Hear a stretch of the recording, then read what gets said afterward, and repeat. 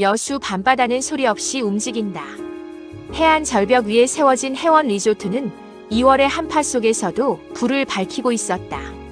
로비 통유리 너머로 파도가 보였다.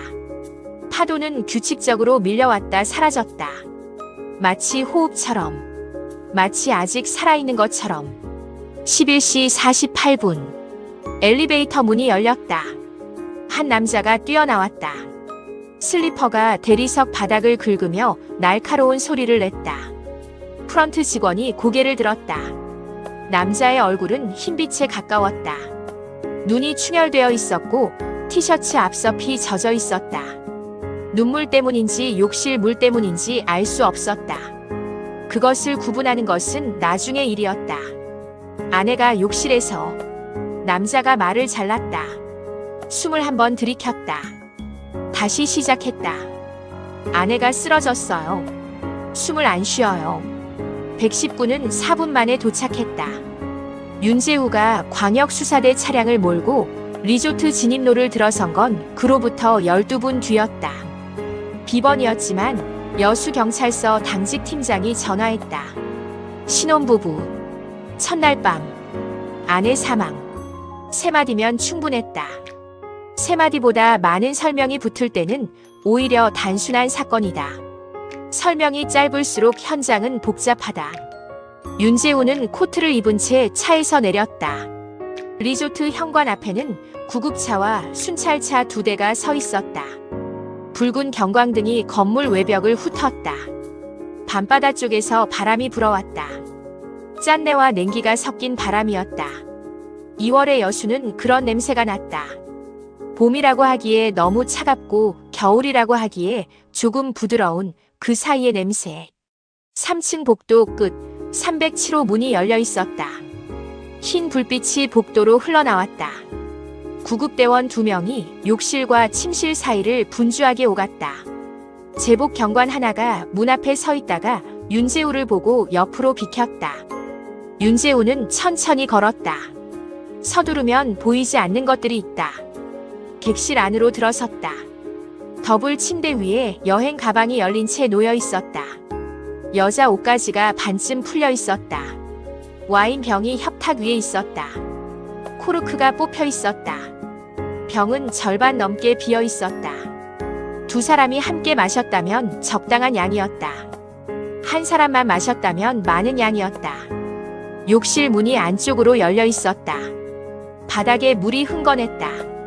물은 타일 줄눈을 따라 느릿하게 번져나가고 있었다. 세면대 거울에 김이 서려 있었다. 누군가 뜨거운 물을 오래 틀었다는 뜻이었다. 욕조는 절반쯤 채워진 상태였다. 수도꼭지에서 물이 아직도 똑똑 떨어졌다.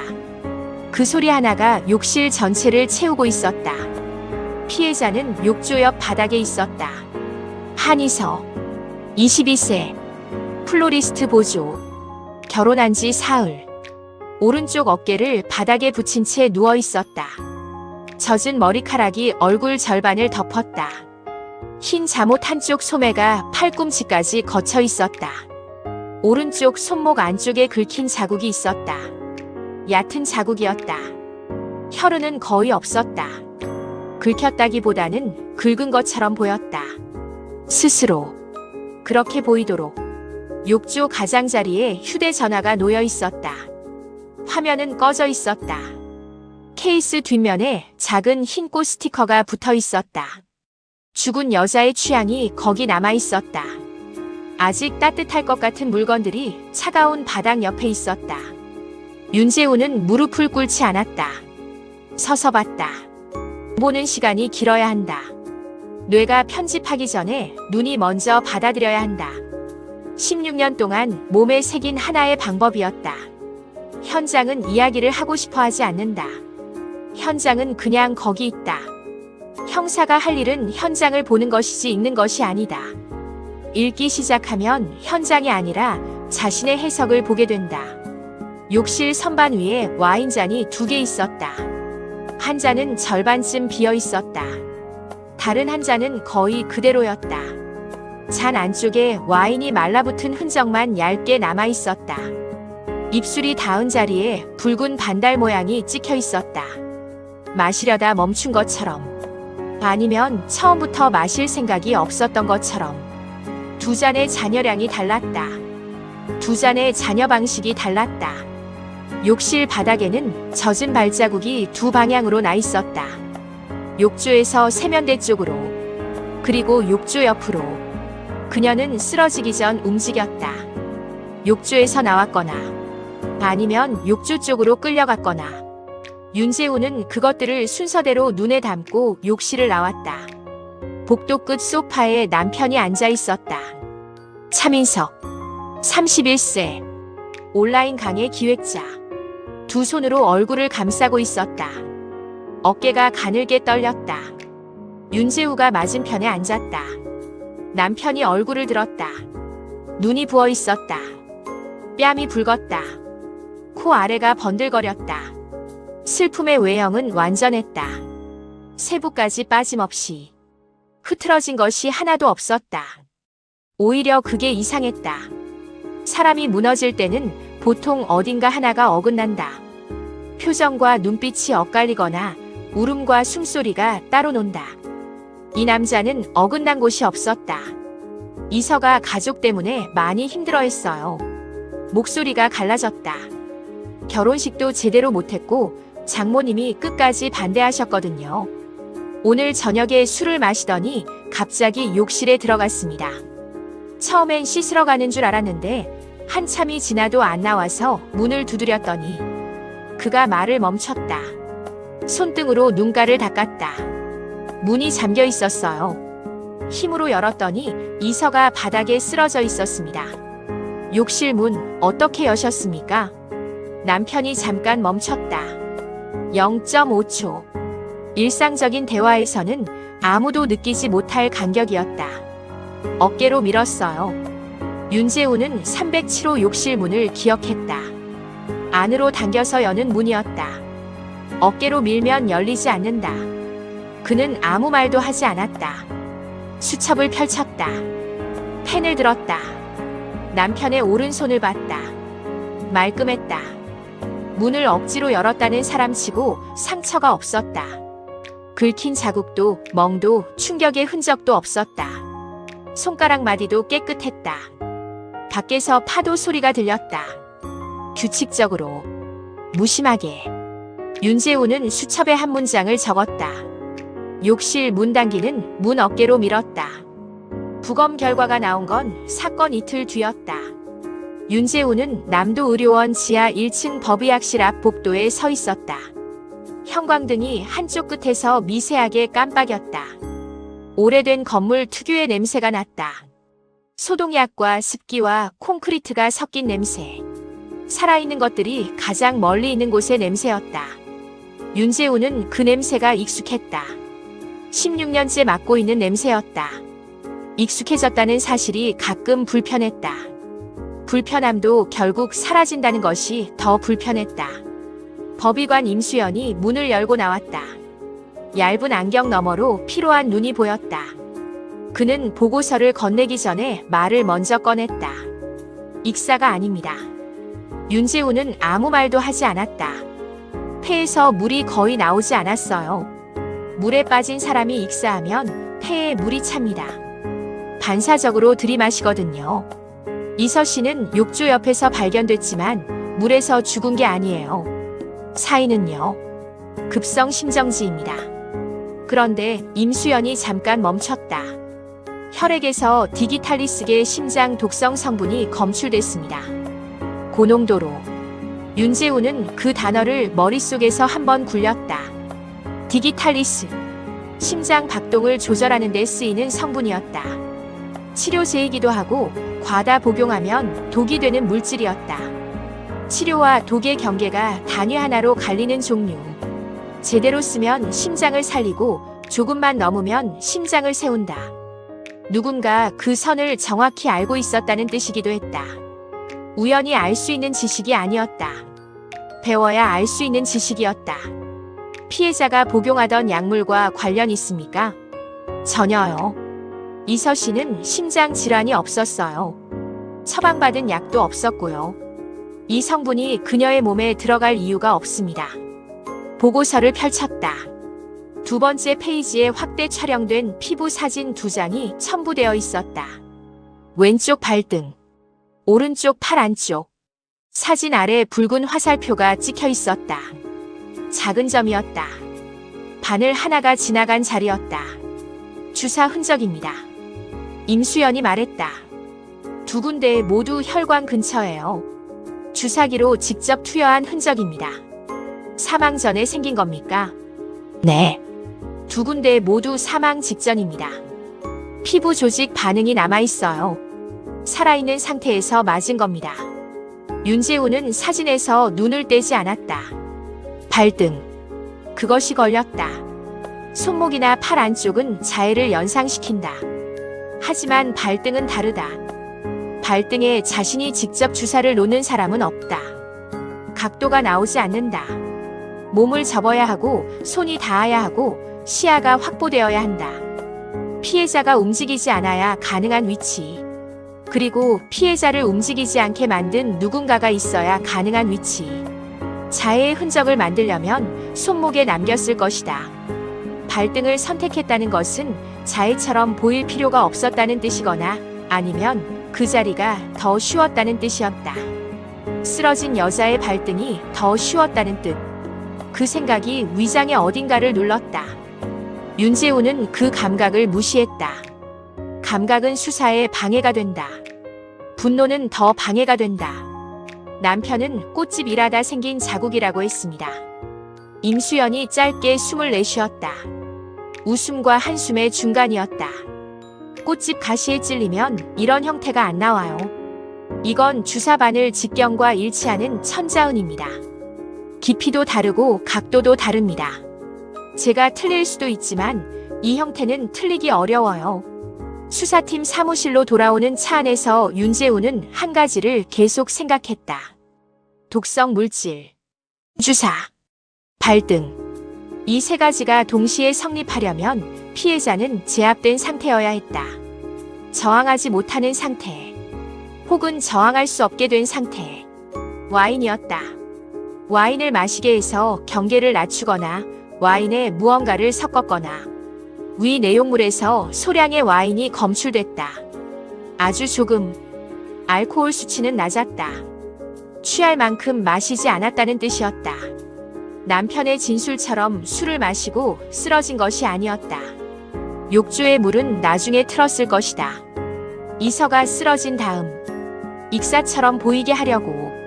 하지만 이서는 예상보다 빨리 심정지에 빠졌다. 현장을 완성할 시간이 없었다. 욕조에 넣지 못했다. 물을 충분히 채우지 못했다. 그래서 현장이 어설프게 남았다. 완벽한 계획은 언제나 한 가지 변수 때문에 무너진다. 몸이 계획대로 죽어주지 않는 것. 윤재우는 사무실 화이트보드 앞에 섰다. 마커를 들었다. 사인, 익사 아님. 급성 심정지. 혈액, 독성 물질 고농도.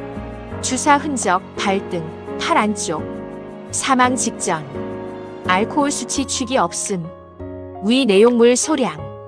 마커를 내려놓으며 혼자 말했다. 술에 취해 쓰러진 게 아니야. 잠시 멈췄다. 술을 마신 것처럼 보이게 만든 거야. 보고서 마지막 페이지를 다시 펼쳤다. 이서의 위 내용물 분석 항목 아래 작은 글씨로 추가 소견이 적혀 있었다. 혈중 독성 물질 농도 및 심정지 추정 시각 고려 시 투여 후 사망까지 소요 시간 약 20분 내외. 20분. 민석이 프런트로 뛰어내려온 시각이 11시 48분이었다. 20분을 거슬러 올라가면 11시 28분. 그 시각에 이서는 주사를 맞았다. 아직 살아있었다. 아직 심장이 뛰고 있었다. 아직 307호 욕실 안에 있었다. 아직 숨을 쉬고 있었다. 그 20분 동안 이서가 무엇을 느꼈는지, 무엇을 봤는지, 무슨 말을 했는지는 아무도 알 수 없었다. 죽은 사람은 말하지 않는다. 하지만 현장은 말한다. 윤재우가 할 일은 그 말을 듣는 것이었다. 현장이 말하기 시작하면 거짓말은 혼자 무너진다. 언제나 그랬다. 그래서 윤재우는 아직 이 일을 하고 있었다. 그 20분 동안 307호에서 무슨 일이 있었는지를 밝혀내는 것. 그것이 이 사건의 전부였다. 윤재우는 수첩을 펼쳐 숫자 하나를 적었다. 20. 그 숫자 아래 한 줄을 더 적었다. 이선은 그 20분 동안 살아있었다. CCTV 영상은 거짓말을 하지 않는다. 광역수사대 분석실은 창문이 없었다. 낮인지 밤인지 구분되지 않는 공간이었다. 모니터 여러 대가 벽을 따라 늘어서 있었고 그 앞에 팀원 강도윤이 앉아 있었다. 키보드 소리만 났다. 윤재우가 들어서자 강도윤이 의자를 돌렸다. 나왔습니다. 편의점 CCTV랑 비상계단 구간 전부요. 윤재우는 모니터 앞에 섰다. 민석의 진술은 단순했다. 아내가 욕실에 들어간 뒤 기다리다가 편의점에 잠깐 다녀왔다. 물을 사러. 그 사이 시간이 생겼고 돌아와 보니 아내가 쓰러져 있었다. 욕실 문을 억지로 열고 프런트로 뛰어내려갔다. 순서가 명확했다. 빈틈이 없어 보였다. 그래서 의심이 갔다. 빈틈없는 진술은 기억이 아니라 준비에서 나온다. 편의점은 리조트 본관 1층 오른쪽 끝이었다. 로비에서 20m 거리. 왕복 5분이면 충분한 거리였다. 그 거리는 알리바이를 만들기에도 충분했다. 강도윤이 영상을 재생했다. 리조트 본관 1층 외부 CCTV. 11시 22분부터 11시 54분까지의 구간이었다. 카메라는 현관 왼쪽, 편의점 출입문 방향을 향하고 있었다. 차민석은 나오지 않았다. 그 시간대에 편의점 방향 출입문으로 나온 사람은 단 2명이었다. 둘 다 여성이었다. 민석의 체형과 전혀 달랐다. 비상계단 쪽은요. 강도윤이 다른 창을 열었다. 3층 복도 끝 비상계단 입구 CCTV였다. 11시 31분. 민석이 비상계단 문을 밀고 나갔다. 걸음이 빨랐다. 뛰는 것과 걷는 것의 중간이었다. 손에 작은 무언가를 들고 있었다. 화질이 선명하지 않았다. 파우치처럼 생긴 물체였다. 크기가 손바닥만 했다. 직사각형. 옆면이 두꺼웠다. 모냉 소재처럼 반사가 있었다. 11시 37분. 민석이 같은 문으로 돌아왔다. 돌아올 때는 손이 비어 있었다. 6분. 그 시간 동안 민석은 편의점이 아니라 비상계단 어딘가에 있었다. 윤재우는 화면을 멈추고 나가는 장면을 다시 재생했다. 손에 들린 물체를 눈으로 좇았다. 비상계단 전 구간 확보됩니까? 2층과 1층 사이에 카메라가 없어요. 1층 계단참 아래쪽은 사각지대입니다. 윤재우는 잠시 말이 없었다. 사각지대. 우연한 사각지대가 아니었다. 미리 파악해야만 알 수 있는 위치였다. 리조트 구조를 사전에 확인한 사람만 알 수 있었다. 누군가 사건 전에 이 건물 안을 걸어다니며 카메라가 없는 곳을 찾아뒀다는 뜻이었다. 여행 준비를 한 사람처럼. 하지만 여행 준비가 아닌 다른 목적으로. 비상계단 1층 계단참 아래 전부 뒤져봐. 쓰레기통, 벽 틈새 전부 다. 그날 오후 민석의 SNS를 확인했다. 사건 발생 다음 날 오전 9시 14분. 게시글 하나가 올라와 있었다. 이서의 사진이 2장 첨부되어 있었다. 꽃을 들고 웃는 사진 하나, 바다를 바라보는 뒷모습 하나. 윤재우는 그 뒷모습을 오래 봤다. 살아있을 때 찍힌 사진이었다. 죽고 나서 추모 사진이 된 사진이었다. 그 경계를 만든 것이 무엇인지 아직 법적으로는 밝혀지지 않았지만 윤재우는 알고 있었다. 글은 이렇게 시작했다. 하늘에서는 아무도 너를 괴롭히지 않았으면 좋겠다. 윤재우는 그 문장을 2번 읽었다. 글은 계속됐다. 이서가 얼마나 힘든 환경에서 자랐는지, 얼마나 상처받은 사람이었는지, 자신이 그녀를 지키지 못했다는 자책이 담겨 있었다. 문장은 정돈되어 있었다. 비유가 들어간 문장도 있었다. 마치 미리 써둔 것처럼, 오래 생각해온 것처럼. 조사실에서 울먹이던 남자의 말투와 달랐다. 그때 민석의 언어는 끊겼다. 말을 잇지 못했다. 문장이 완성되지 않았다. 손등으로 눈가를 닦는 동작이 반복됐다. 그것은 슬픔처럼 보였다. 그런데 SNS 글은 달랐다. 첫 문장부터 마지막 문장까지 단 한 줄도 흐트러지지 않았다. 오탈자도 없었다. 맞춤법도 틀린 곳이 없었다. 다듬어진 언어였다. 슬픔은 언어를 흐트러뜨린다. 이 글은 흐트러지지 않았다. 슬픔을 표현하는 방식이 아니었다. 슬픔을 전시하는 방식이었다. 윤재우는 노트에 적었다. 조사실 말이 끊긴다. 울먹인다. 문장이 완성되지 않는다. SNS 정돈된 문장. 비호. 오탈자 없음. 게시 시각 오전 9시 14분. 오전 9시 14분. 장례 절차가 시작되기도 전이었다. 이서의 어머니 오정란에게 전화가 간 것은 새벽 5시가 넘어서였다.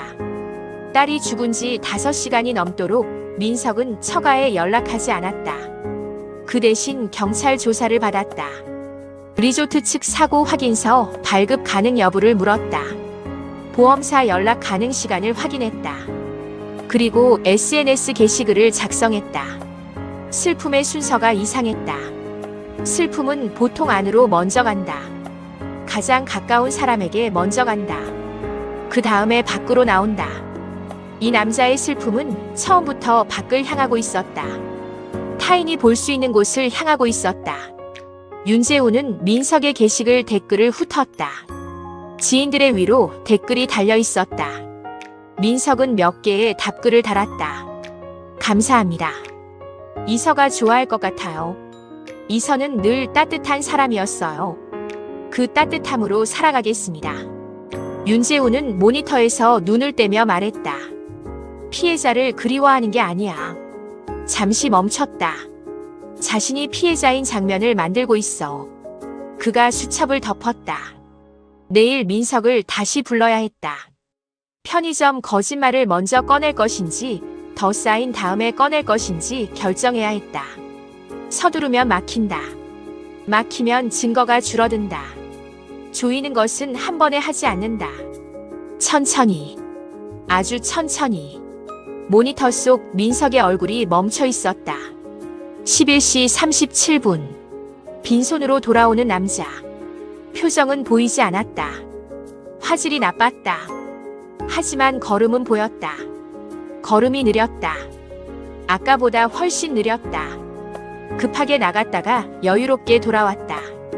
일이 끝난 사람의 걸음이었다. 차량 압수수색 영장이 나온 건 사흘째 되던 날이었다. 민석의 차는 리조트 주차장에 그대로 있었다. 검정색 중형 세단. 범퍼에 잔 흠집이 있었다. 주인이 오래 함께 다닌 차의 흔적이었다. 트렁크를 열자 여행 가방 2개가 나왔다. 한쪽은 이서의 것이었다. 아직 짐을 다 풀지 않은 상태였다. 옷가지가 반쯤 접힌 채 들어있었다. 여행을 마칠 생각으로 싼 가방이었다. 돌아갈 계획이 있던 사람의 가방이었다. 그것이 이서가 이해한 여행과 민석이 계획한 여행 사이의 거리였다. 가방 하나가 그 거리를 말해주고 있었다. 감식팀이 트렁크 바닥을 드러냈다. 스페어 타이어 칸 옆 검은 천 사이에 작은 보냉 파우치가 끼어 있었다. 손바닥만 한 크기였다. 직사각형. 옆면이 두꺼웠다. CCTV에서 봤던 바로 그 물체였다. 파우치 안에 2가지가 들어있었다. 빈 주사기 포장지. 그리고 약품 라벨이 뜯긴 갈색 유리병. 유리병 안쪽은 비어 있었다. 완전히 쓰인 뒤였다. 라벨은 뜯겼지만 병 안쪽 잔여물을 국가수국립과학수사연구원에 보내면 성분이 나올 것이었다. 이서의 혈액에서 검출된 것과 같은 성분인지. 그 연결고리 하나가 나오면 민석은 더 이상 아무 말도 할 수 없게 될 것이었다. 윤재우는 그것들을 증거봉투에 담는 감식팀원의 손을 지켜봤다. 아무도 말하지 않았다. 지하 주차장에는 환기 소음만 있었다. 그게 전부가 아니었다. 강도윤이 조수석 대시보드 쪽에서 블랙박스 메모리 카드를 꺼냈다. 포렌식 복원을 맡겼다. 결과는 3시간 뒤에 나왔다. 덮어쓰기로 삭제된 음성 파일 하나가 살아났다. 사건 전날 밤 민석의 목소리였다. 윤재우는 이어폰을 끼고 파일을 재생했다. 차 안에서 혼잣말처럼 중얼거리는 목소리였다. 주변 소음이 없었다. 아무도 듣지 않는다고 생각한 공간이거나 첫날에 끝내야 해. 둘째 날로 넘어가면 변수가 생긴다. 파일은 거기서 끝났다. 11초짜리 녹음이었다. 윤재우는 이어폰을 빼지 않았다. 그 문장을 한 번 더 들었다. 목소리는 낮았다. 긴장한 것 같지 않았다. 오히려 차분했다. 일정을 확인하는 사람의 말투였다. 여행 동선을 점검하듯. 마감 전날 체크리스트를 훑듯. 첫날에 끝내야 해. 이선은 여행 첫날 죽었다. 윤재우는 이어폰을 뺐다. 추가 복원 가능한 파일 있습니까? 강도윤이 답했다. 2개 더 작업 중입니다. 내일 오전까지는 나올 것 같아요. 윤재우는 고개를 끄덕이고 차에서 내렸다. 지하 주차장 경사로를 올라오자 여수 바다가 보였다. 낮이었다. 햇빛이 있었다. 그래도 바람은 찼다. 파도가 보였다. 여전히 규칙적이었다. 여전히 무심했다. 그는 잠깐 멈춰섰다. 신혼여행이라는 단어를 생각했다. 2 사람이 처음으로 단둘이 떠나는 여행. 가족도 없고 지인도 없고 아는 사람이 없는 곳. 그 고립이 신혼여행의 낭만이었다. 둘만의 공간. 세상에서 분리된 공간. 그 고립이 이서에게는 함정이었다. 도망칠 곳이 없는 공간. 도움을 청할 사람이 없는 공간. 혼자서는 빠져나올 수 없는 공간. 리조트 예약을 한 사람은 민석이었다. 객실을 고른 사람도 민석이었다. 307호. 비상계단과 가장 가까운 층. 사각지대와 가장 가까운 위치. 여행을 준비하는 척했지만 그는 이미 다른 것을 준비하고 있었다. 윤재우는 차에 타며 말했다. 이건 신혼여행이 아니야. 시동을 걸었다. 이동식 범행 현장이야. 백미러에 리조트 건물이 보였다. 307호가 있는 3층. 커튼이 쳐져 있었다. 리조트는 아무 일 없었다는 듯 다른 손님들을 받고 있었다. 체크인 카운터에 누군가가 줄을 서 있었다. 여행 가방을 들고 설레는 표정으로. 윤재우는 백미러에서 눈을 뗐다. 앞만 봤다. 내일 오전이면 블랙박스 추가 복원 파일이 나올 것이었다. 국과수 잔여물 분석도 나올 것이었다. 그것들이 나오면 민석을 다시 불러야 했다. 쌓인 것들을 한꺼번에 꺼내야 했다. 조이는 것은 한 번에 하지 않는다. 하지만 조여지는 순간은 반드시 한 번에 온다. 그때 민석의 슬픔 연기도 끝날 것이었다. 준비된 눈물도 정돈된 문장도 완전한 슬픔의 외형도 전부 끝날 것이었다. 그리고 그때 비로소 이서가 보일 것이었다. 민석이 만들어 놓은 이미지가 아닌 이서가 실제로 있었던 자리가. 그러나 윤재우는 아직 몰랐다. 가장 큰 변수는 블랙박스가 아니었다. 이서의 휴대전화였다. 욕조 가장자리에 화면이 꺼진 채 놓여있던 그 휴대전화. 케이스 뒷면에 흰 꽃 스티커가 붙어있던 것. 국과수 디지털 포렌식 팀이 그것을 열었을 때 안에서 나온 것은 아무도 예상하지 못한 것이었다. 이선은 죽기 전에 무언가를 찍었다. 민석은 검은 정장을 입고 나타났다. 장례식도 끝나지 않았다. 이서가 죽은 지 나흘째였다. 그런데 그는 지나치게 말끔했다. 넥타이는 반듯하게 매어 있었다. 구두는 닦여 있었다. 머리카락은 정돈되어 있었다. 슬픔이 외모를 허물었다면 나타날 수 없는 차림새였다. 사람이 무너지면 보통 옷부터 흐트러진다. 이 남자는 흐트러진 것이 없었다. 오히려 단정해졌다. 마치 발표를 앞둔 사람처럼. 윤재우는 조사실 문이 열리는 순간부터 그것을 봤다. 그리고 아무 말도 하지 않았다. 민석이 맞은편 의자에 앉았다. 두 손을 탁자 위에 올려놓았다. 손이 떨리지 않았다. 눈이 충혈되지 않았다. 조사실 형광등 아래서 그의 얼굴은 조용했다. 나흘 전 리조트 복도 소파에서 어깨를 떨던 남자와 같은 사람인지 알 수 없었다. 같은 사람이었다. 하지만 그때의 떨림은 슬픔이 아니었을 것이었다. 형사님, 저를 의심하시는 건 압니다. 민석이 먼저 말했다. 목소리는 낮고 안정적이었다. 하지만 저는 이서를 사랑했습니다. 윤재우는 대답하지 않았다. 서류 봉투에서 사진 한 장을 꺼내 탁자 위에 놓았다. 보냉 파우치 사진이었다. 트렁크 바닥 검은 천 사이에서 나온 것. 사진 옆에 국과수 의뢰 번호가 적힌 메모가 함께 있었다. 분석 결과는 아직 나오지 않았다. 하지만 민석은 그것을 알 수 없었다. 민석이 사진을 봤다. 0.3초였다. 나흘 전 욕실 문 진술에서 멈춘 것보다 짧았다. 그 짧은 순간 울먹이던 얼굴이 사라지고 계산하는 눈빛이 드러났다. 형광등 빛이 그의 눈 안쪽을 잠깐 비췄다. 윤재우는 그것을 봤다. 그건 이서가 꽃 보존 실험한다고 산 겁니다. 거짓말은 빠르다. 하지만 너무 빠른 거짓말은 준비된 답이다. 윤재우는 사진을 치우지 않았다. 그 위에 두 번째 서류를 올려놓았다.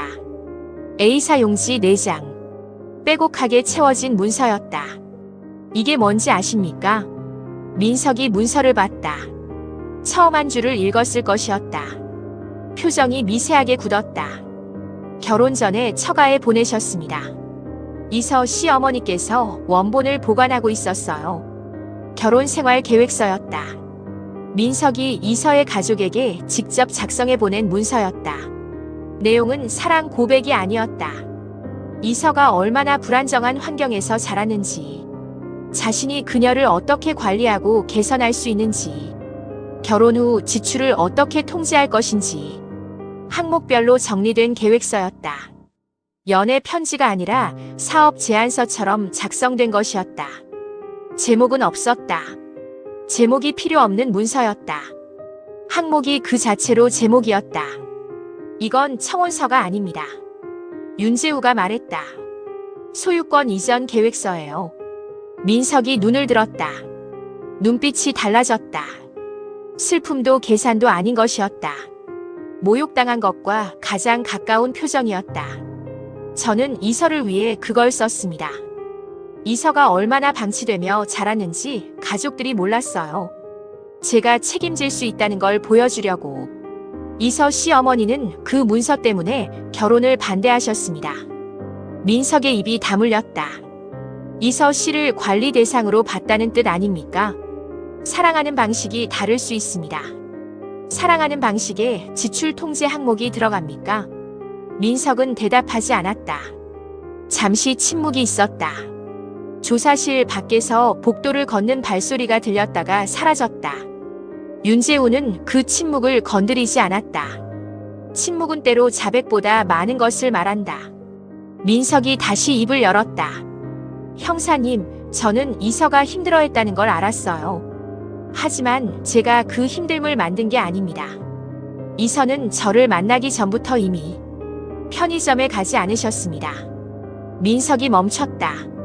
사건 당일 밤 편의점에 다녀왔다고 하셨는데 편의점 방향 출입문 CCTV에 선생님 모습이 없습니다. 민석의 두 손이 탁자 위에서 미세하게 움직였다. 손가락이 한번 오므라들었다가 펴졌다. 그것이 전부였다. 표정은 변하지 않았다. 제가 잘못 기억한 것 같습니다. 복도에 있었을 수도 있어요. 그날 워낙 정신이 없었으니까. 비상계단으로 내려가셨습니다. 11시 31분에 손에 파우치를 들고. 민석은 이번에는 대답하지 않았다. 눈을 깜빡였다. 한 번. 천천히. 윤재우는 거기서 멈췄다. 더 꺼내지 않았다. 아직이었다. 국과수 잔여물 분석이 나오지 않았다. 블랙박스 추가 파일도 아직이었다. 노트북 복원도 아직이었다. 지금 꺼낼 것을 다 꺼내면 민석은 변호사를 요청할 것이었다. 변호사가 들어오면 조사실 안에서 흐르는 이 공기가 바뀔 것이었다. 조이는 것은 한 번에 하지 않는다. 오늘은 이만 하겠습니다. 윤재우가 서류를 정리하며 말했다. 민석이 일어섰다. 넥타이를 매만졌다. 구두 소리를 내며 문 쪽으로 걸었다. 문 손잡이에 손을 올리며 멈췄다. 형사님은 결혼 안 해보셨죠? 윤재우는 대답하지 않았다. 사랑하면 상대가 무너지는 것도 보입니다. 그게 두려워서 뭔가를 하게 되거든요. 그가 문을 열고 나갔다. 윤재우는 그 문장을 오래 들여다봤다. 사랑하면 무너지는 것도 보인다. 그 문장 안에 이서가 있었다. 이 남자는 이서가 무너지는 것을 보면서 막으려 하지 않았다. 더 무너지도록 설계했다. 그리고 그것을 사랑이라고 불렀다. 이 남자는 이서를 사랑한 적 없다. 그는 이서를 구원해야 할 대상으로 정해놓고 구원자가 되지 못하자 파괴자가 되었다. 그리고 파괴자가 된 뒤에도 자신이 구원자였다고 믿고 있었다. 그것이 가장 위험한 종류의 사람이었다. 윤재우는 탁자 위에 남은 결혼 생활 계획서를 다시 봤다. 마지막 항목을 읽었다. 이서가 이 문서를 봤을 때 무슨 표정을 지었을지 알 수 없었다. 결혼식을 올렸다는 것은 봤다는 뜻이었다. 그리고도 결혼했다는 뜻이었다. 그 이유가 무엇이었는지, 그 이유가 이서를 죽음으로 이끈 것과 연결되어 있는지, 그것도 밝혀야 할 것이었다. 노트북은 민석의 집에서 나왔다. 압수수색 당일 저녁 강도윤이 분석실로 가져왔다. 얇은 노트북이었다. 덮개에 흠집 하나 없었다. 깨끗하게 관리된 물건이었다. 그 안에 무엇이 들어있는지 아는 사람이 보면 아이러니한 깨끗함이었다. 디지털 포렌식 팀이 삭제된 폴더를 복원하는데 4시간이 걸렸다. 폴더명은 여행 일정표였다. 윤재우는 파일 목록을 처음 봤을 때 잠시 멈췄다. 여행 일정표. 너무 평범한 이름이었다. 관광지 정보, 식당 예약 확인서, 이동 동선이 있어야 할 폴더였다. 그런 파일은 하나도 없었다. 대신 있는 것들이 있었다. 첫 번째, 해원 리조트 객실 구조도 307호 도면이었다. 욕실 면적, 욕조 위치, 창문 방향, 출입문 개폐 방향이 표시되어 있었다. 일반 투숙객이 구할 수 있는 자료가 아니었다. 누군가에게 요청하거나 직접 방문해 측정하거나 내부 자료를 구했거나 3가지 가능성 모두 단독 행동과 거리가 있었다. 두 번째, 리조트 내부 CCTV 위치 메모. 손으로 쓴 것을 사진으로 찍어 저장한 파일이었다. 1층 로비 2곳, 2층 복도 1곳, 3층 복도 2곳, 비상계단 입구. 각 카메라 옆에 사각지대 범위가 표시되어 있었다. 1층 계단참 아래에는 별표가 찍혀 있었다. 민석이 파우치를 들고 내려갔던 바로 그 위치였다. 세 번째, 검색 기록 캡처 파일들.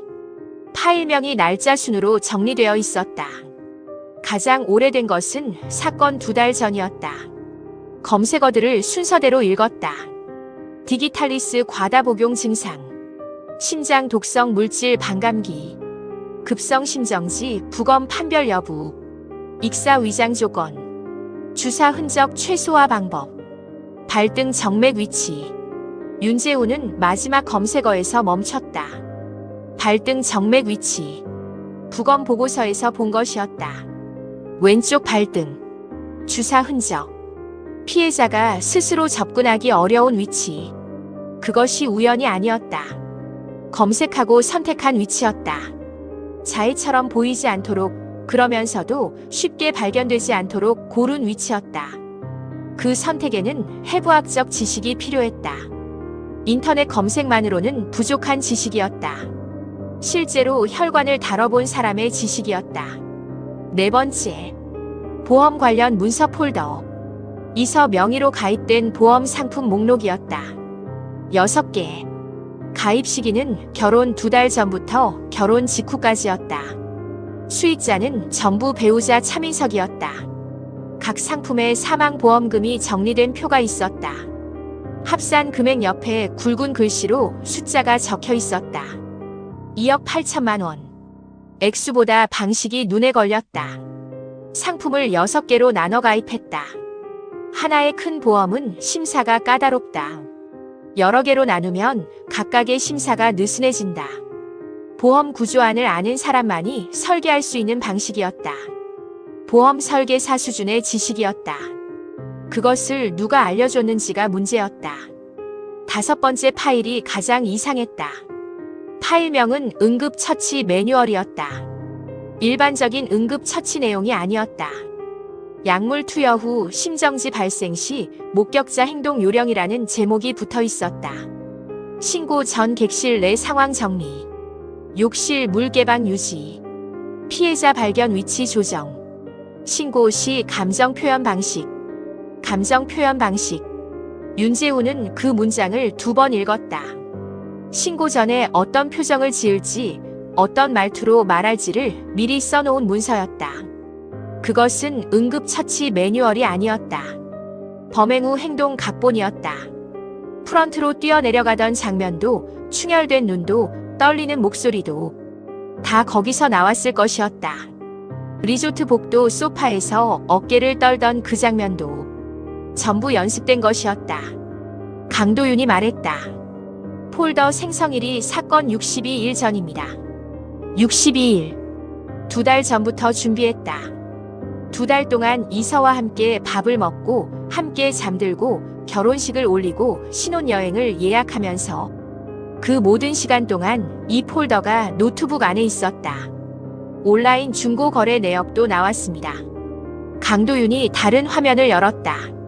사건 전날. 민석이 중고거래 앱에서 오래된 간호 실습용 주사 세트를 구매한 내역이었다. 판매자와의 채팅 내용도 복원되어 있었다. 판매자 의료 공부하세요. 민석 아내가 공황이 심해서 응급처치 연습하려고요. 윤재우는 그 문장을 오래 바라봤다. 응급처치. 그는 살인을 구조처럼 포장했다. 그것도 아내를 위한 구조처럼. 구원자의 도구로 사용하려 했던 주사기로 이서를 죽였다. 그 아이러니가 범행보다 더 오래 남을 것이었다. 윤재우는 화이트보드 앞에 섰다. 객실 구조도 사전 입수. 단독 행동 아닐 수 있음. CCTV 사각지대 직접 파악. 협력자 가능성. 약물 지식 디기탈리스, 발등 정맥. 의료 경험자에게 배운 것. 보험 분산 설계 보험 설계사 수준. 내부자 개입. 행동 각본 범행 후 연기까지 준비. 마커를 내려놓으며 말했다. 혼자가 아니야. 강도윤이 고개를 들었다. 약물 지식, 보험 구조, 객실 도면. 이걸 민석 혼자 다 설계했으면 이 사람은 의료 전문가이면서 보험 전문가이면서 건축 전문가야. 윤재우가 말했다. 그게 아니라면 누군가 알려준 사람이 있어. 그 사람은 지금 어딘가에 있어. 그는 보드에 물음표 하나를 적었다. 누구에게 배웠나? 그 물음표가 이 사건의 2번째 문이었다. 아직 열리지 않은 문이었다. 민석은 감정으로 움직였다. 이서가 떠나려 한다는 공포, 통제를 잃는다는 분노. 하지만 이 설계는 감정이 없는 사람이 만든 것처럼 보였다. 냉정하게 계산하고 분산시키고 위장한 사람. 그리고 감정이 없는 사람은 민석이 잡힌 뒤에도 사라지지 않는다. 여전히 어딘가에 있다. 아직 이름도 없이. 프로파일러 백선우는 말이 적은 사람이었다. 광역수사대 회의실. 오후 2시. 백선우는 민석과의 면담 녹화 영상을 3번 돌려본 뒤 의자를 뒤로 밀었다.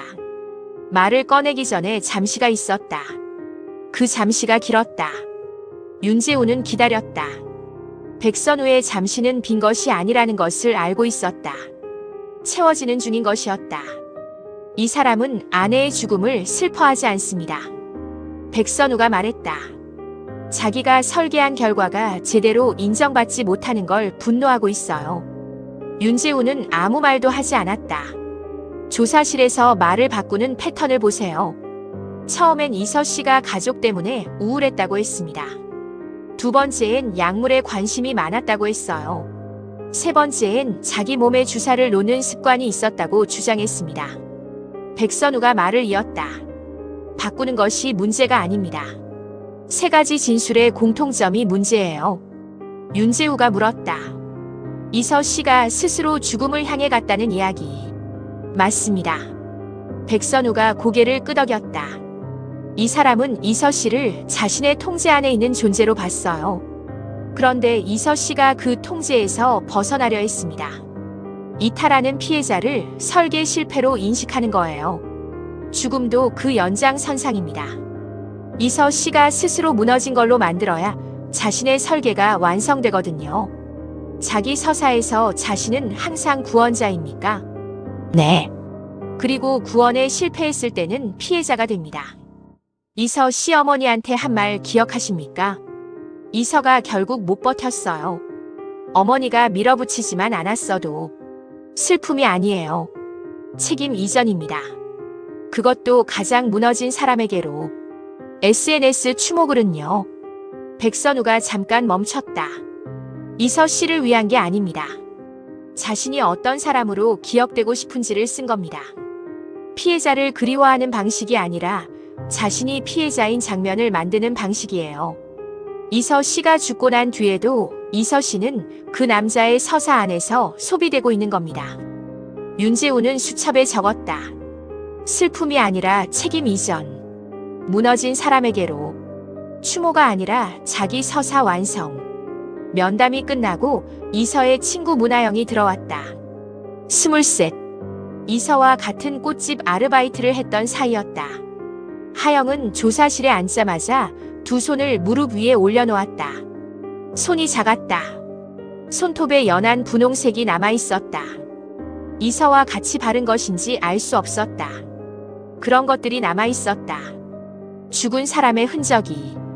이서가 결혼 전날 저한테 말했어요. 하영이 말했다.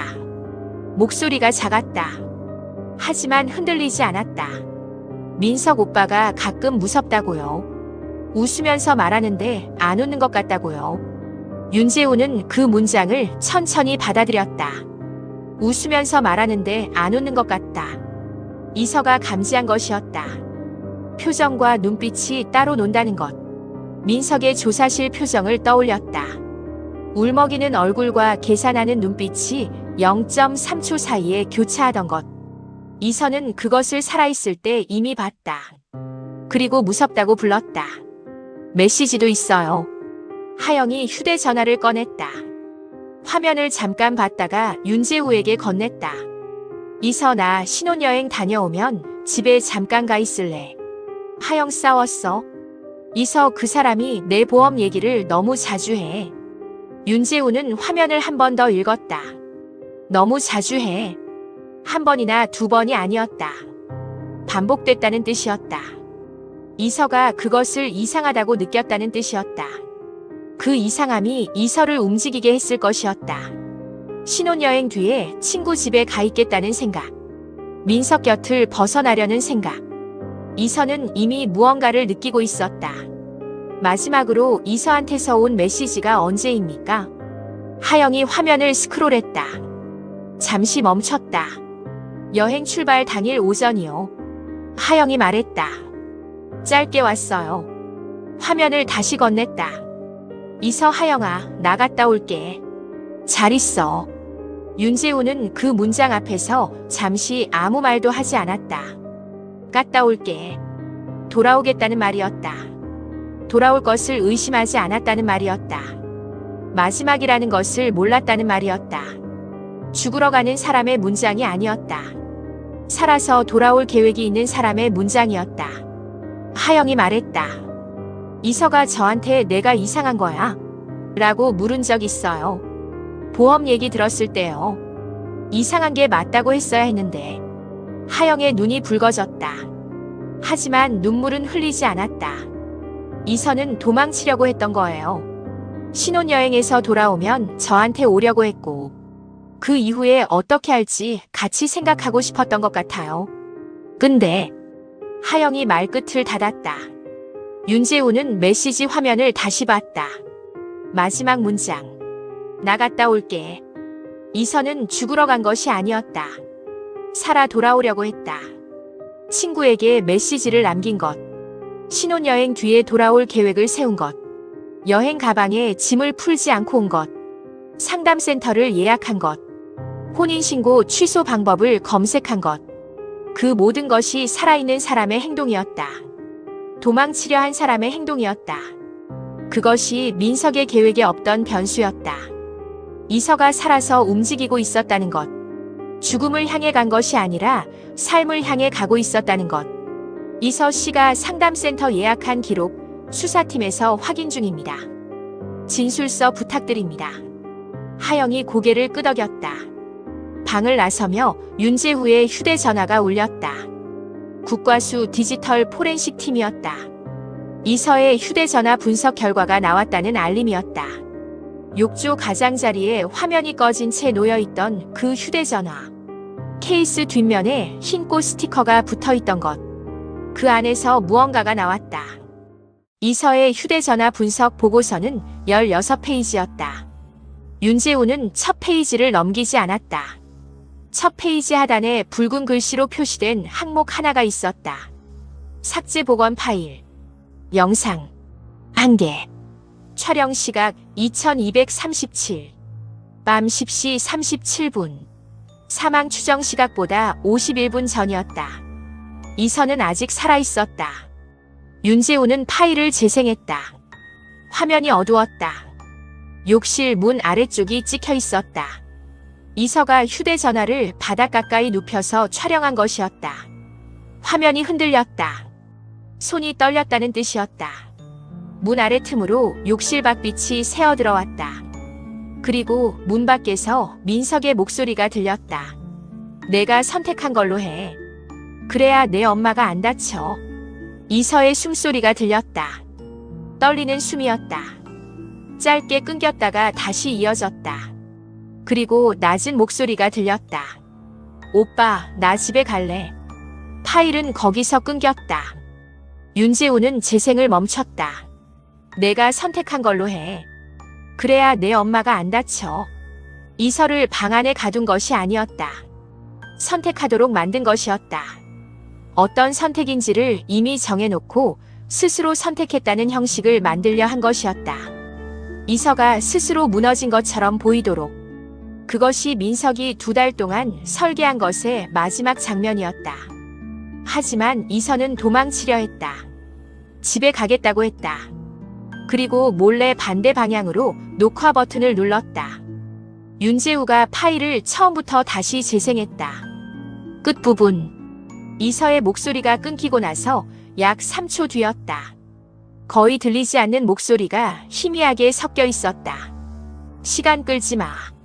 약효 떨어진다. 윤재우는 재생을 멈췄다. 민석의 목소리가 아니었다. 여자 목소리였다. 리조트 객실에는 민석과 이서만 있었던 게 아니었다.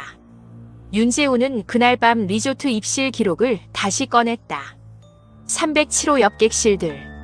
308호. 체크인 시각 오후 6시 22분. 투숙객 이름. 권유진. 여성. 1인. 307호와 같은 복도 벽 하나를 사이에 둔 객실이었다. 강도윤을 불렀다. 권유진.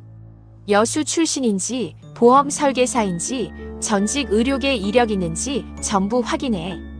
민석이랑 연결고리도. 강도윤이 나갔다. 윤재우는 영상을 한 번 더 들었다. 시간 끌지 마. 약효 떨어진다. 그것은 계획을 아는 사람의 말이었다. 현장에 있었던 사람의 말이었다. 옆 객실에서 대기하고 있던 사람의 말이었다. 308호와 307호 사이 벽은 얇았을 것이었다. 목소리가 들렸다. 계획이 어긋나는 소리가 들렸다. 두 사람이었다. 1시간 뒤 강도윤이 돌아왔다. 나왔습니다. 권유진. 36세. 보험 설계사. 진흥은행 계열 보험사 소속. 이서의 보험 상품 6개 전부 그녀가 설계하고 모집한 것이었다. 수수료 수익자는 권유진 본인, 그리고 전직 간호조무사, 남도의료원 부속 의원에서 3년 근무. 퇴직 사유는 불법 의료 폐기물 유통 연루 의혹이었다.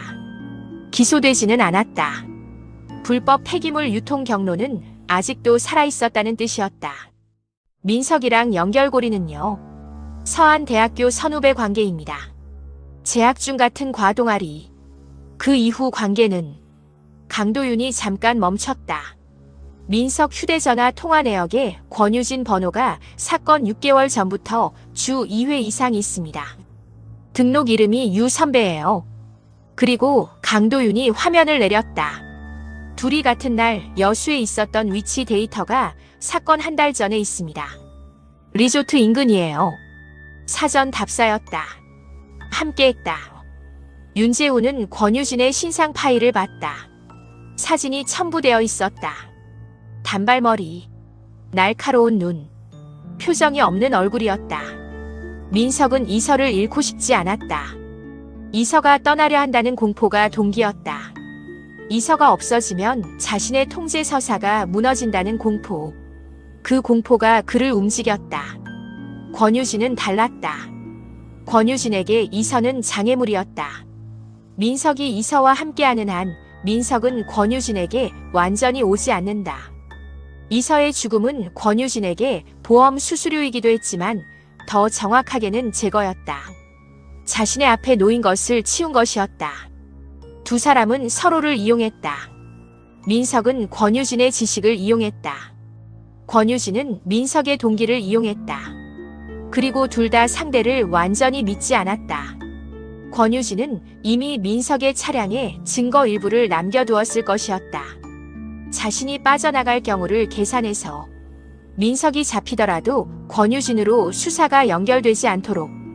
그것이 계산이었다. 하지만 이서의 휴대전화 영상은 계산 밖이었다. 그 한마디가 권유진을 현장에 묶었다. 시간 끌지 마. 약효 떨어진다. 윤재우는 긴급 체포 영장을 신청했다. 그날 밤 10시 20분. 권유진의 자택 앞에 수사팀이 섰다. 윤재우가 초인종을 눌렀다. 안에서 발소리가 들렸다. 멈췄다. 다시 들렸다. 문이 열렸다. 권유진이 윤재우를 봤다. 그 눈에는 아무것도 없었다. 놀람도 공포도 당황도. 그냥 계산이 있었다. 아직 계산 중이라는 표정이었다. 윤재우가 말했다. 이서 씨 휴대전화에 목소리가 남아 있습니다. 권유진의 얼굴에서 처음으로 무언가가 지나갔다. 빠르게. 하지만 윤재우는 봤다. 그 애가 그걸 찍었다고요? 그 한마디가 자백보다 먼저 무너진 증거였다. 아무것도 모르는 사람은 저런 질문을 하지 않는다. 무언가를 알고 있는 사람이 그것이 담겼을 가능성을 처음 들었을 때 저런 말을 한다. 그 애가 그걸 찍었다고요. 3개의 단어 각각에 공범이 들어있었다. 윤재우는 권유진을 봤다.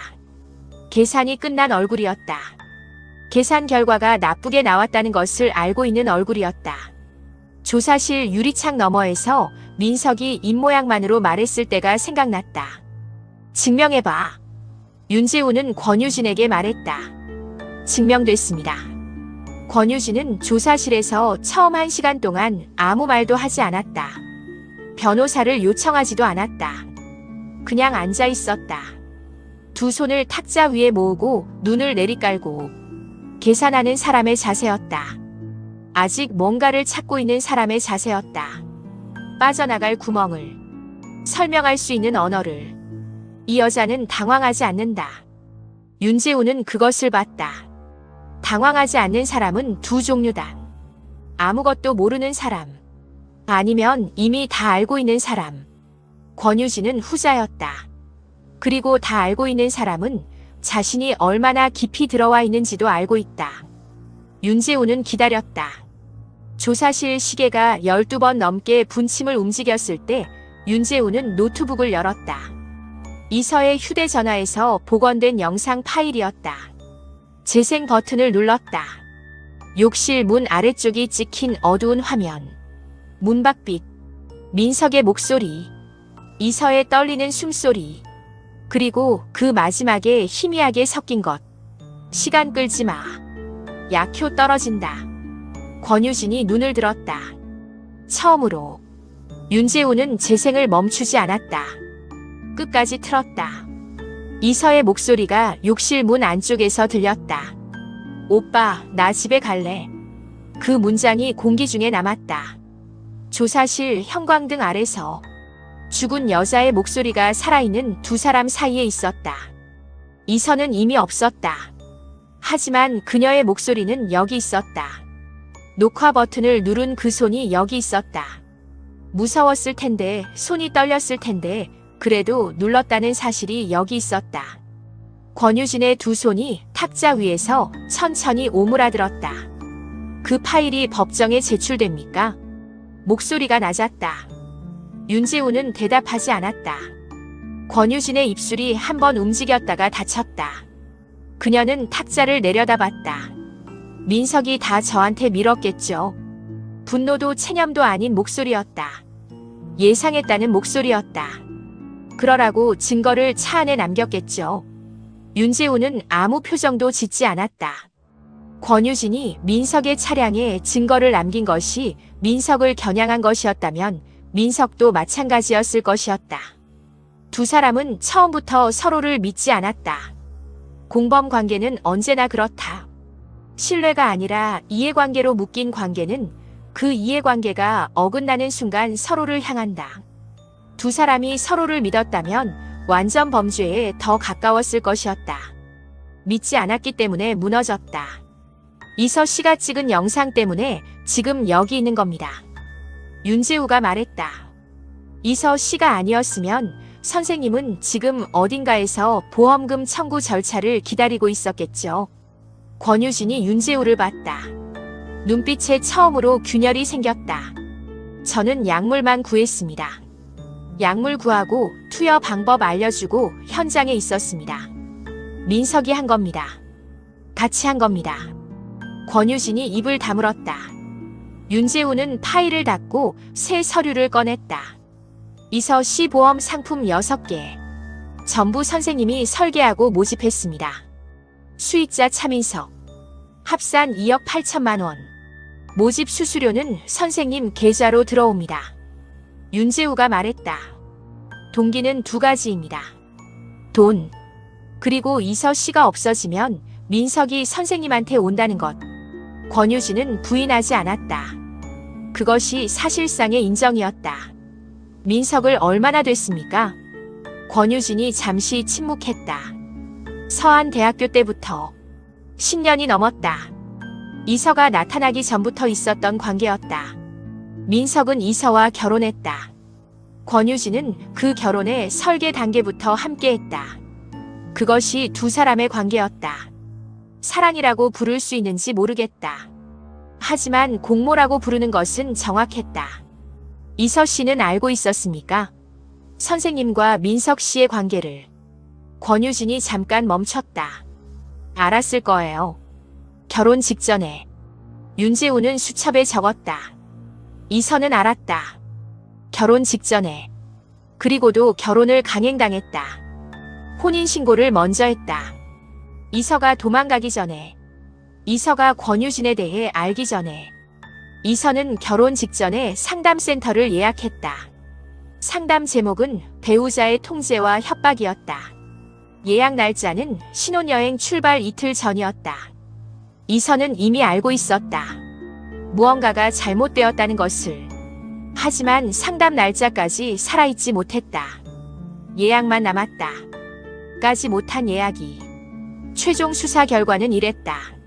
민석은 이서를 통제 대상으로 여기며 결혼을 밀어붙였다. 이서가 이별을 결심하자 민석은 권유진과 공모해 여행지에서 사고사로 위장할 계획을 세웠다. 약물은 권유진이 불법 의료 폐기물 유통 경로를 통해 구했다. 투여 방법도 권유진이 알려줬다. 현장에도 권유진이 있었다. 벽 하나를 사이에 둔 308호에서 민석은 이서에게 와인을 마시게 한 뒤 욕실에서 제압했다. 발등과 팔 안쪽에 약물을 투여했다. 이서가 예상보다 빨리 심정지에 빠지면서 익사위장은 실패했다. 민석은 비상계단으로 내려가 권유진에게 주사기를 넘겼다. 권유진은 그것을 민석의 차량 트렁크에 남겼다. 두 사람은 서로를 믿지 않았다. 그것이 완전 범죄를 무너뜨린 첫 번째 이유였다. 두 번째 이유는 이서였다. 이서는 죽기 51분 전에 욕실 문 안쪽에서 휴대전화를 들었다. 손이 떨렸을 것이다. 무서웠을 것이다. 하지만 녹화 버튼을 눌렀다. 반대 방향으로. 민석이 볼 수 없는 방향으로. 그리고 아무것도 하지 않은 것처럼 욕조 가장자리에 내려놓았다. 케이스 뒷면에 흰 꽃 스티커가 붙어있는 그 휴대전화를. 그것이 이 사건을 뒤집은 것이었다. 윤재우는 조사실을 나왔다. 복도 끝 창문 밖으로 여수 시내가 보였다. 하늘이 낮게 깔려 있었다. 비가 오려는 것 같았다. 이서를 생각했다. 22살. 플로리스트 보조. 결혼한 지 사흘. 여행 가방에 짐을 반쯤 꺼내지 않은 채 죽은 여자. 도망치려 했고 증거를 남겼고 살아 돌아오려 했던 여자. 그 여자가 남긴 11초짜리 영상이 두 사람을 무너뜨렸다. 민석에게 이서는 설계할 수 있는 대상이었다. 권유진에게 이서는 제거할 수 있는 대상이었다. 두 사람 모두 틀렸다. 이서는 마지막 순간까지 살아있는 사람처럼 행동했다. 그것이 이 사건에서 가장 잔인한 진실이었고 동시에 가장 강한 것이었다. 재판은 봄이 끝날 무렵에 열렸다. 여수지방법원 제3호 법정.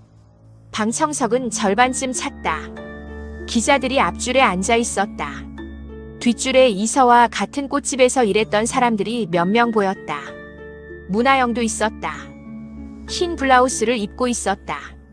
손톱에 연한 분홍색이 남아 있었다. 이서와 같이 바른 것이었는지는 알 수 없었다. 그런 것들이 남아 있었다. 살아있는 사람들의 몸에 죽은 사람의 흔적이. 오정란은 두 번째 줄에 앉았다. 딸의 휴대전화를 품에 안고 있었다. 케이스 뒷면에 흰 꽃 스티커가 붙어있는 것. 이서가 마지막으로 만진 것. 녹화 버튼을 누른 그 손이 마지막으로 쥐고 있던 것. 판결이 낭독되는 동안 오정란은 고개를 들고 있었다. 울지 않았다. 울려고 하지 않는 것이 아니었다. 이미 다 울었다는 사람의 얼굴이었다. 더 이상 울 것이 남아있지 않은 사람의 얼굴이었다. 하지만 딸의 휴대전화를 품에 안은 팔만큼은 흔들리지 않았다. 차민석. 살인. 징역 23년. 권유진. 살인 방조 및 공동 모의. 징역 15년. 판사의 목소리가 법정을 채웠다. 방청석 어딘가에서 숨 넘기는 소리가 들렸다. 기자들의 펜이 움직였다. 민석은 판결 낭독 내내 고개를 숙이고 있었다. 마지막까지 피해자의 자세를 유지하려는 것 같았다. 어깨가 가늘게 떨렸다.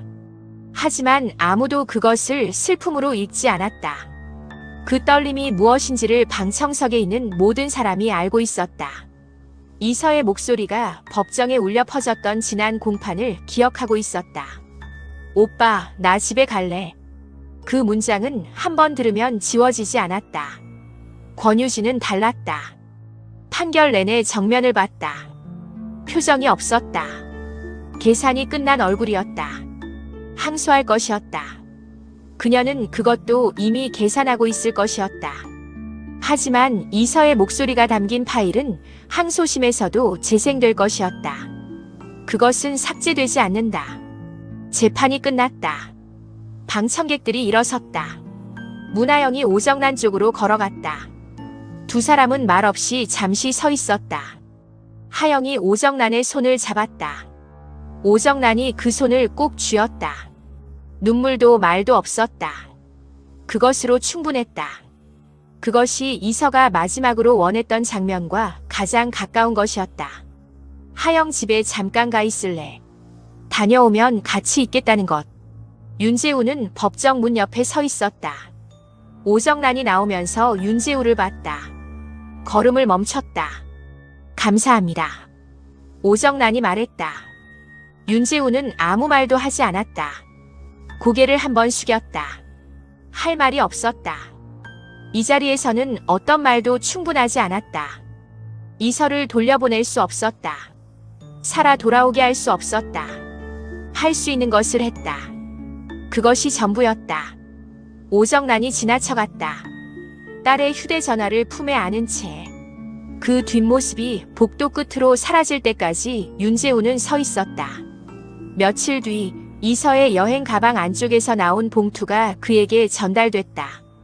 감식팀이 증거 보관 기간이 끝나 반환하는 것이었다. 작은 꽃 카드가 들어있었다.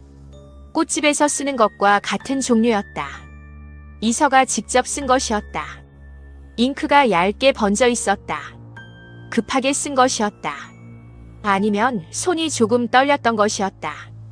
여행을 떠나기 전 설레거나 긴장했던 것이었다. 아직 아무것도 모르던 때 윤재우는 카드를 꺼냈다. 엄마, 나 이번 여행 끝나면 다시 시작할게. 그 문장 앞에서 윤재우는 한참 동안 아무 말도 하지 않았다. 다시 시작할게. 여행이 끝나면. 이서는 그것을 믿었다. 믿었기 때문에 썼다. 죽으러 가는 사람은 다시 시작할 계획을 적지 않는다. 이서는 살아서 돌아올 생각이었다. 살아서 엄마한테 이 카드를 전하고 친구 집에 가 있다가 다시 시작할 생각이었다.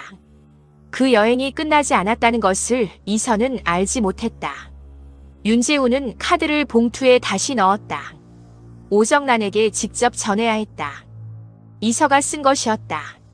이서가 전하려 했던 것이었다. 전해지지 못한 것들이 있다. 그것을 전하는 것이 남은 사람이 할 수 있는 일이었다. 지워지지 않는 것을 지워지지 않게 두는 것. 그날 오후 여수에 비가 내렸다. 늦봄에 비었다. 가늘고 조용했다. 해원 리조트는 여전히 손님을 받고 있었다. 307호는 사건 다음 달에 새 타일로 교체됐다. 욕조도 바뀌었다. 선반도 바뀌었다. 리조트 측은 객실 내부를 전면 교체했다고 보도 자료를 냈다. 아무 일 없었다는 듯. 하지만 윤재우는 알고 있었다. 어떤 방은 청소해도 지워지지 않는다. 타일이 바뀌어도 욕조가 바뀌어도 그 방에서 무슨 일이 있었는지를 아는 사람이 있는 한. 그리고 그것을 알게 된 이유가 이서의 손이었다는 것을. 죽기 전 51분 떨리는 손으로 누른 녹화 버튼이었다는 것을. 어떤 사랑은 처음부터 사랑이 아니다. 그리고 어떤 울음은 슬픔이 아니라 범인이 마지막으로 쓰는 가면이다. 윤재우는 차에 탔다. 빗속에서 여수 바다가 보였다. 파도가 보였다. 여전히 규칙적으로 밀려왔다가 사라졌다. 무심하게. 계절이 바뀌어도, 사건이 끝나도, 파도는 그냥 있었다. 사건 첫날 밤 그 파도였다. 아무것도 변하지 않은 것처럼. 하지만 사람은 기억한다. 이서를 아는 사람들이 기억한다. 하영이 기억한다. 오정란이 기억한다. 윤재우가 기억한다. 이서는 죽으러 간 것이 아니었다. 살아 돌아오려고 했다. 그 사실이 이 사건의 모든 것이었다.